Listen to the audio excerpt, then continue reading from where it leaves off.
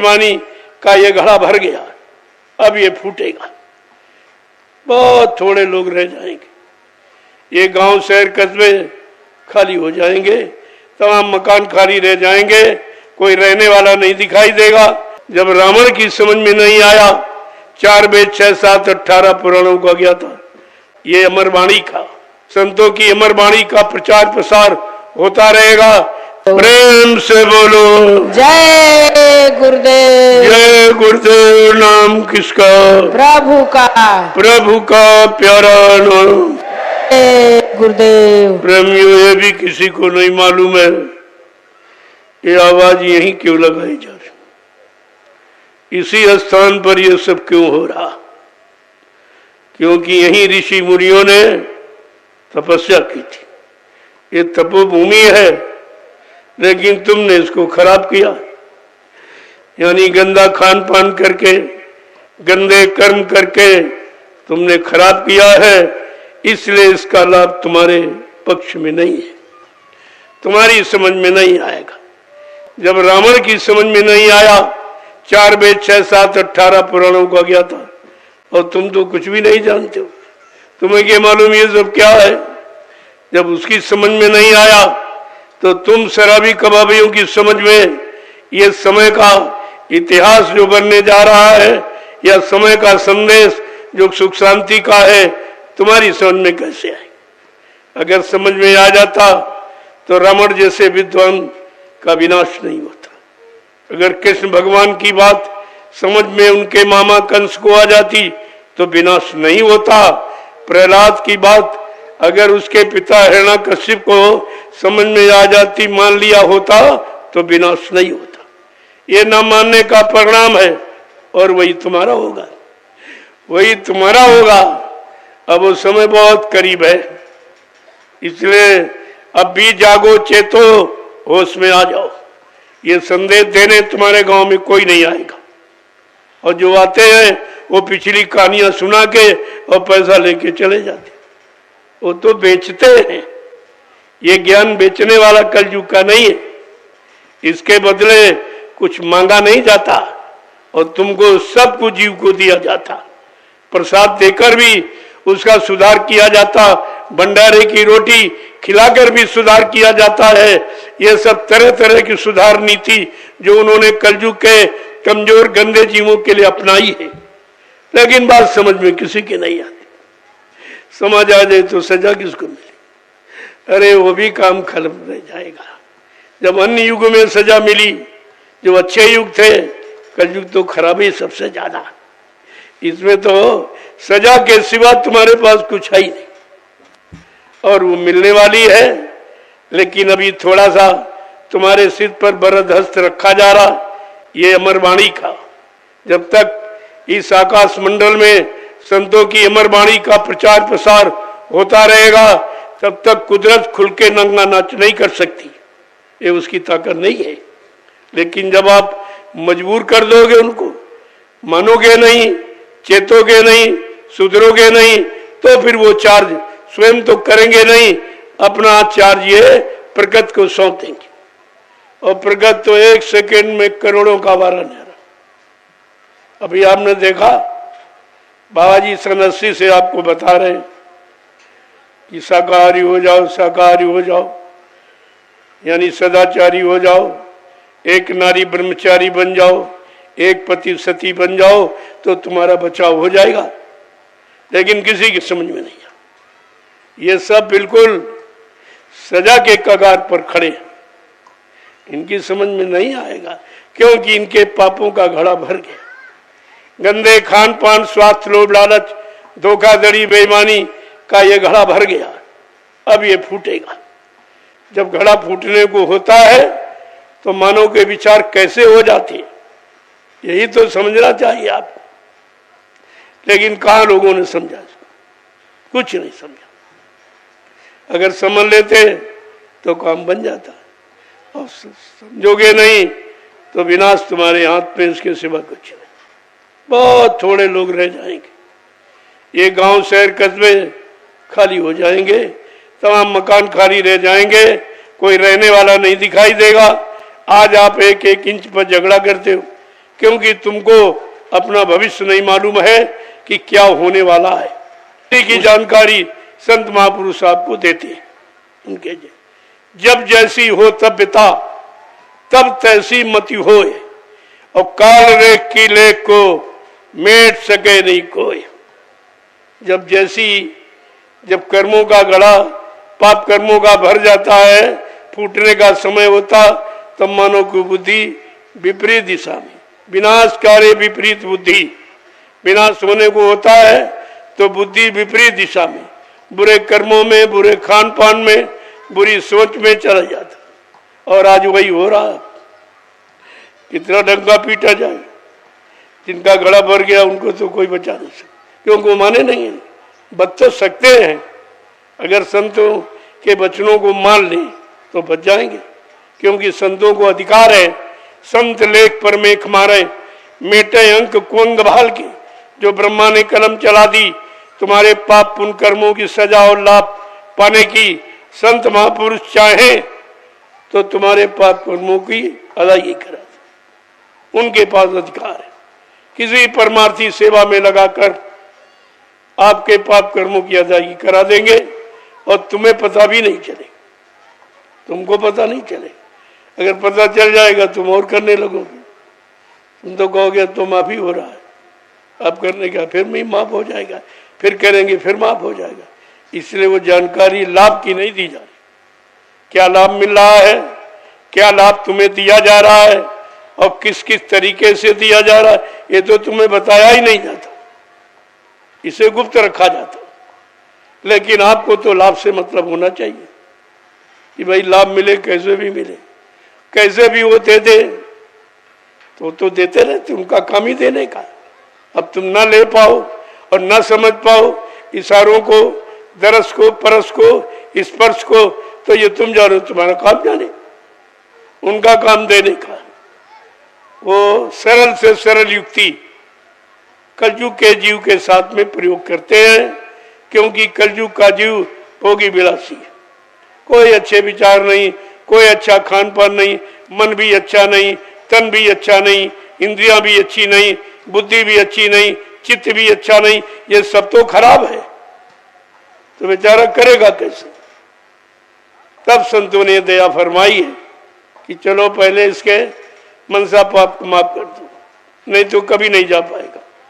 क्योंकि तुम्हारा मन पाप के सिवा और कुछ सोचता ही नहीं, बुराई के सिवा और कुछ सोचता नहीं है, बुरे कर्मों के सिवा और कुछ सोचता नहीं है, क्योंकि उसको ये मालूम ही नहीं कि सत्कर्म क्या है और सत विचार क्या है।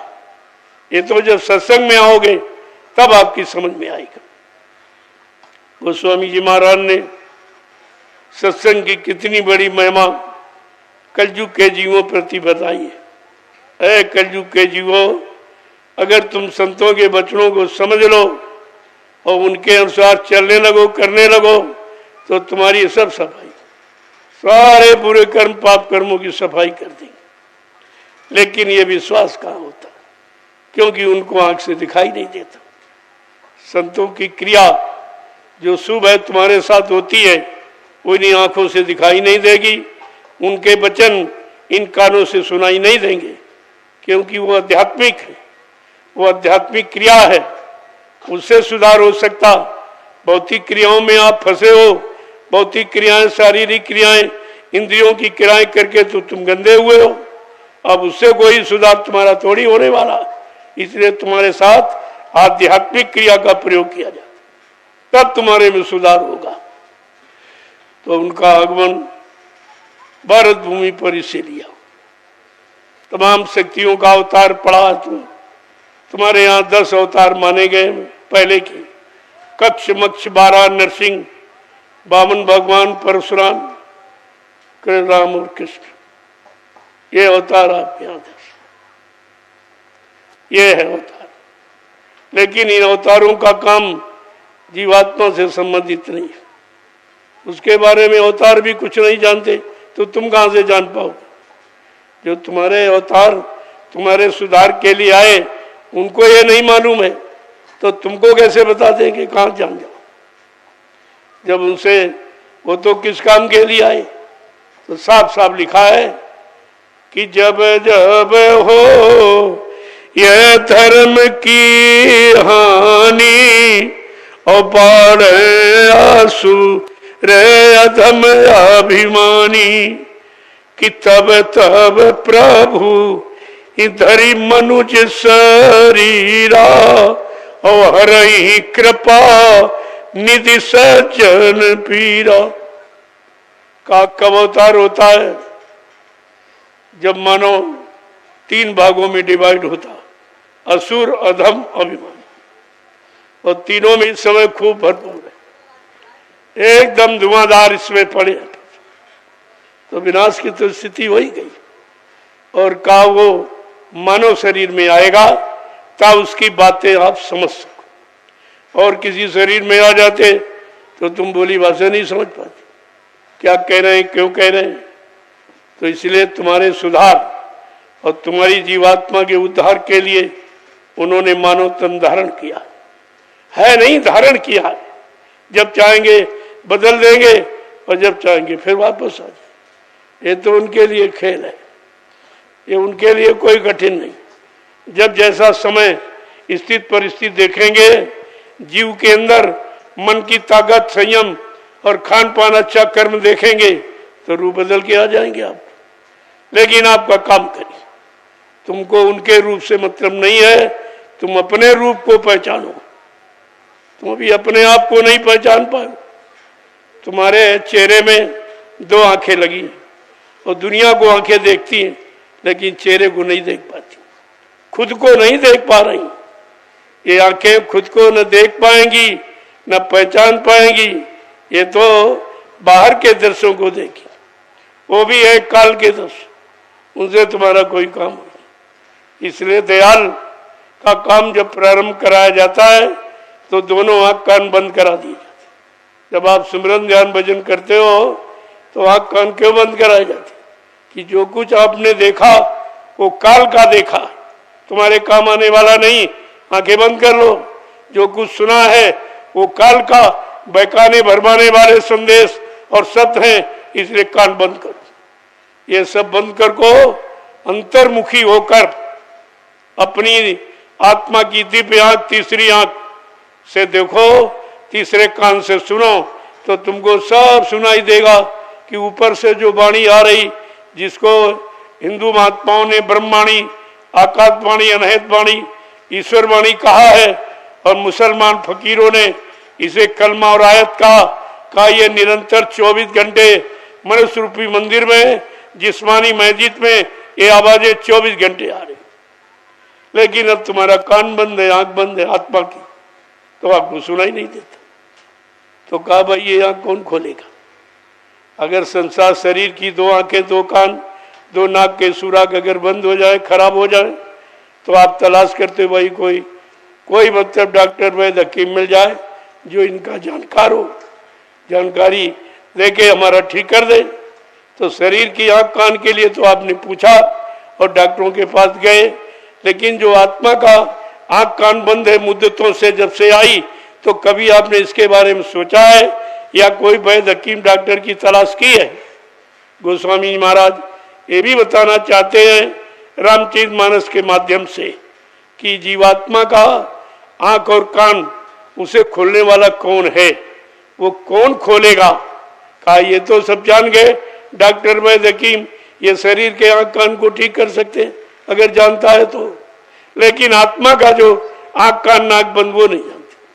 तो उसके लिए कहा है कि सतगुरु पे दे बचन विश्वासा और संयम ये ना विषय की आशा। का अगर सतगुरु रूपी वैद्य मिल जाए, वो जीवात्मा के दिव्य कान आंख को ठीक कर सकती। का सतगुरु रूपी वैद्य मिल जाए और उनके वचनों पर आपको विश्वास हो जाए। और संयम ये है कि विषय वासनाओं की इच्छा न रखे, तो आपका काम ये सरल हो जाएगा, सरल हो जाएगा। लेकिन ये बात आपकी बस की नहीं, विषय भोग को आप छोड़ ही नहीं पाते हो, इतने लिप्त हो गए हो, इतने सराबोर हो गए हो और सारी शक्ति बर्बाद कर चुके हो, और फिर भी समझ में नहीं आ रहा कि हम कमजोर क्यों हो गए। हम इतने जर्जर निर्बल क्यों होते चले जा रहे? शक्ति कहाँ जा रही है? शक्ति नहीं है तो भक्ति कैसे होगी, और भक्ति नहीं तो मुक्ति कैसे मिलेगी? क्या कभी आपने इस पर विचार किया है? कुछ नहीं। तो कहा ये तो समाज सुधारक थे, जिनको भगवान कहते हो रामकृष्ण, लेकिन आत्मा का सुधारक कौन है? तो आगे कलयुग में वो भी आपको बताया जा रहा जो किसी ने आज तक आपको नहीं बताया, कि दया कर संत और सतगुरु धरा पर जब जब आते हैं। दया कर संत और सतगुरु धरा पर जब जब आते हैं। दया कर संत और सतगुरु धरा पर जब जब आते हैं। दया कर संत और सतगुरु धरा पर जब जब आते हैं। ये फंसे भव जाल में जीवों को निज बल से उठाते हैं। जीवों को निज बल से उठाते हैं। ये फंसे भव जाल में जीवों को निज बल से उठाते हैं। भव जाल में जीवों को निज बल से उठाते हैं। ये सुना सत्संग की महिमा पता घर का बताते हैं। सुना सत्संग की महिमा पता घर का बताते हैं। यह देते नाम की युक्ति प्रभु के पास जाने की। है देते नाम की युक्ति प्रभु के पास जाने की।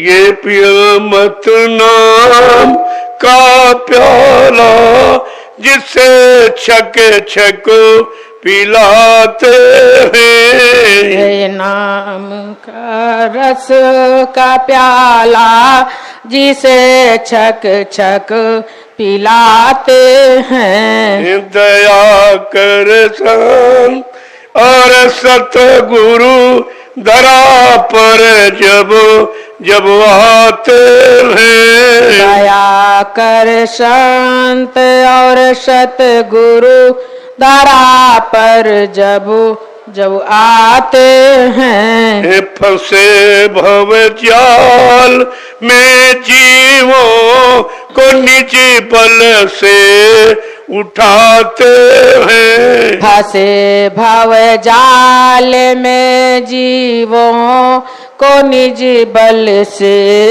उठाते हैं। युगों की भूल भटकी आत्मा रोती बिलखती है। युगों की भूल भटकी आत्मा रोती बिलखती है। युगों की भूल बिछुड़ी आत्मा रोती बिलखती है। युगों की भूल बिछड़ी आत्मा रोती बिलखती है। सहारा नाम का देकर इसे अपना बनाते हैं। सहारा नाम का देकर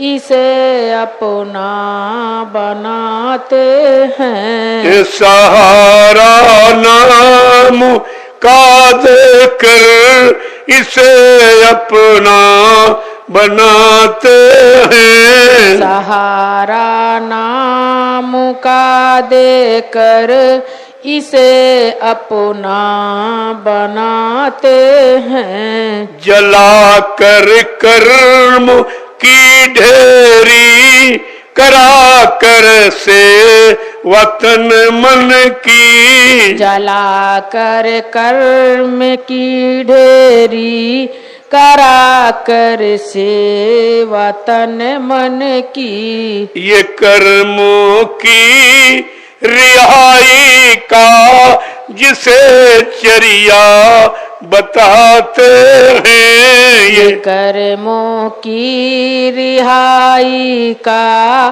जिसे जरिया बताते हैं। दया कर संत और सतगुरु धरा पर जब जब आते हैं। दया कर शांत और सतगुरु धरा पर जब जब आते हैं। फंसे भव जाल में जीवों को निज बल से उठाते हैं। फंसे भव जाल में जीवों को निजी बल से उठाते हैं। जय गुरुदेव। जय गुरुदेव।